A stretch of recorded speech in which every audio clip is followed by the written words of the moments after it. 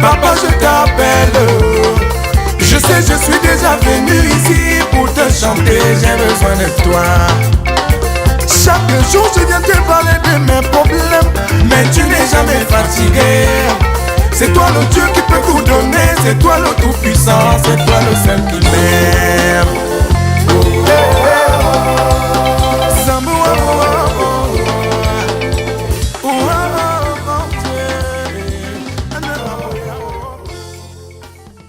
Ton talent ne sera pas accepté dans ta famille, dans ton village. Je l'ai dit tout à l'heure de Samuel et tu es bien d'autres personnes dont les talents ne sont jamais accueillis dans leur famille. C'est même pas ta famille qu'on refuse d'accepter qui tu es.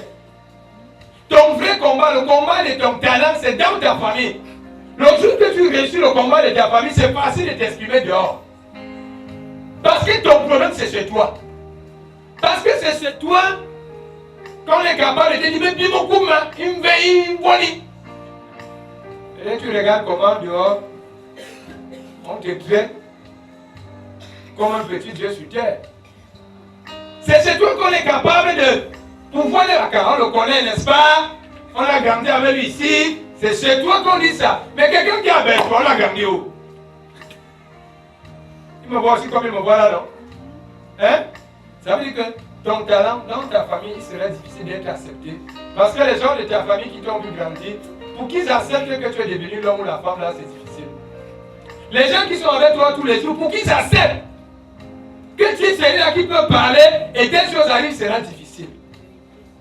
Ton talent dans ta famille ne sera jamais, bon, je ne dis pas jamais, mais si accepté, c'est avec des marches. Parce que parfois la familiarité engendre un mépris.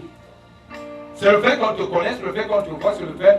Il ne faudrait pas que cet ensemble de choses-là t'amène à refroidir le talent que tu as. Si Jésus a été méprisé dans sa famille, ce n'est pas nous, les humains, qui ne serons pas méprisés dans nos familles. Les premières personnes qui ne croient jamais en nous, sont les membres de nos familles. J'étais allé une chez les étoiles là-bas, vers l'Iguepont. Je sais qu'il faut faire l'Iguepont, c'est l'Iguepont. J'étais allé là-bas, c'était avec un prêtre. On a eu là-bas dans son village, il s'appelle Dieu. C'est la sœur du prêtre elle-même qui commence à dire, venez par là, la sœur du prêtre. Pendant que nous on l'appelle mon père, mais la sœur du père qui a laissé nous vos histoires là.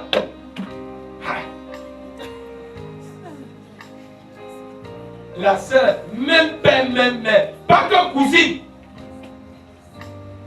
Mais alors que nous, quand on voit le prêtre, on voit le Dieu sur terre.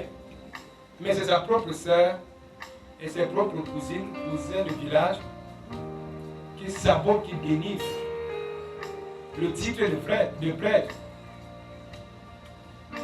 Combien de gens de mon village ont pensé à cet instant que leur solution peut être entre les mains? Mais comme ils connaissent Jacques, ils préfèrent aller loin. Je vous ai raconté l'histoire de certains qui me connaissaient et qui allaient ailleurs où ils ne connaissaient pas la personne et qui savaient que la personne était puissante, très forte même. Je suis arrivé chez ce monsieur-là un jour, j'ai retrouvé certains gens de ma famille qui disaient me connaître, de mon village qui me connaissaient, mais qui allaient chercher les grâces là-bas. Quand je suis arrivé là-bas, il me dit que mon grand, tu es arrivé. C'est là, eux-mêmes, ils s'effraient d'abord que lui, qui trouve qu'il est grand, m'appelle grand. Et quand je ressentais, il me dit vraiment, aide-moi à prier sur les gens. On va refaire comment? Ils sont restés là, ils ne savaient pas quoi dire. Elle a dit, vous le connaissez, vous savez que c'est souvent difficile de répondre. Quand vous avez tellement fait la campagne de l'autre et que vous avez dénigré l'autre qui est à côté de vous. Et que maintenant vous trouvez que c'est l'autre là même qui est en position de force. Oui, c'est notre frère. Ce sont mes frères du village. Parce qu'il était à l'initiative pour les parler. Donc vous le connaissez? Oui, j'ai dit que ce sont mes frères ici. Ils m'ont dit que j'étais dans le milieu. Ils ont dit que je n'étais pas fort. Ils ont dit que. Et c'est là que c'est à eux de lui dire que, mais attends, même là où je suis là, je dis que c'est grâce à lui, c'est lui qui m'a tenu par la main. Vous voyez comment parfois vous préférez fuir vos frères, vos soeurs pour aller chercher ailleurs. Parce que quoi? La jalousie, l'orgueil, Alors que Je pense que beaucoup de gens de ma famille et de mon village qui m'ont abordé, s'ils sont venus 10, au moins 8 et demi ont eu la solution qu'ils escomptaient. Mais pourquoi donc fuir? Parce qu'on va se demander, on connaît ça. Ça veut dire que le prophète serait toujours méprisé chez lui. Mais si c'était l'inverse, la personne là, on va l'acclamer. On va même la mettre sur les épaules. Parce qu'on ne la connaît pas. Mais moi, on me connaît. On sait ce que je fais au quotidien. Mais l'autre, comme on ne voit pas ce qu'il fait, on sait que c'est Dieu sur terre. C'est un ange sur terre. C'est ça le prophète qui sera méprisé chez lui. Donc, on pourrait être des prophètes, à chacun de nous de tenir bon, de tenir fort, et de comprendre que, quel que soit le temps, comme c'est arrivé avec Jésus, c'est vers la fin des temps, quand on finit par dire de Jésus, cet homme-ci était vraiment un fils de Dieu. À quel moment on dit ça? C'est quand Jésus est parti. Ça veut dire quoi? Un jour, quand vous allez partir, un jour, quand vous ne serez pas utile, un jour, c'est là où on saurait que vous étiez vraiment un enfin. Pendant que vous êtes là, pendant que vous exercez, pendant que vous essayez de conduire, pendant que vous essayez de tenir, personne ne sait que vous êtes prophète. Mais c'est le jour que Jésus est parti, que les gens se sont levés en disant qu'il était vraiment... À quel moment bien souvent reconnaître nos prophètes, c'est quand ils sont morts. Pendant qu'ils sont en vie, qu'il est du corps. Pendant qu'ils sont en vie, qu'il a fait le témoignage. Personne. Quel est le témoignage qu'on fait de personne? C'est le jour qu'il meurt. Combien on a rempli, je ne sais pas, un lecteur version bien dit là. Vraiment, il était. Mais dès son vivant, est-ce que vous l'avez reconnu comme prophète, comme quelqu'un qui a un talent?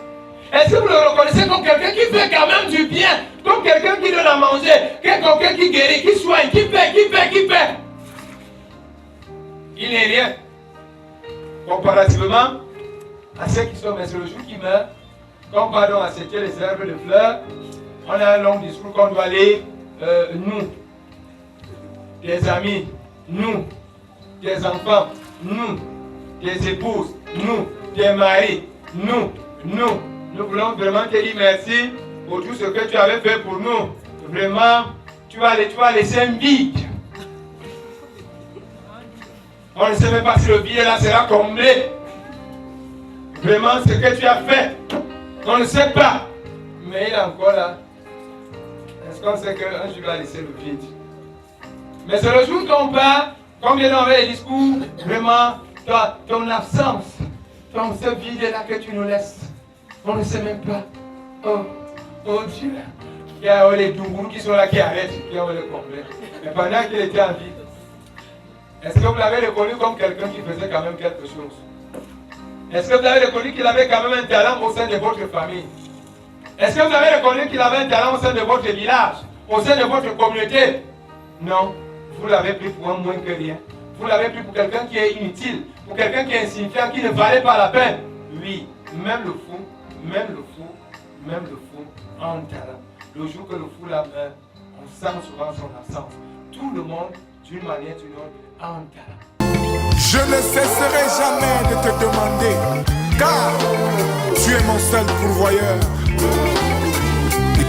Ikuralo.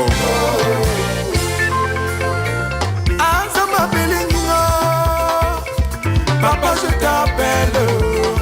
Je sais, je suis déjà venu ici pour te chanter, j'ai besoin de toi.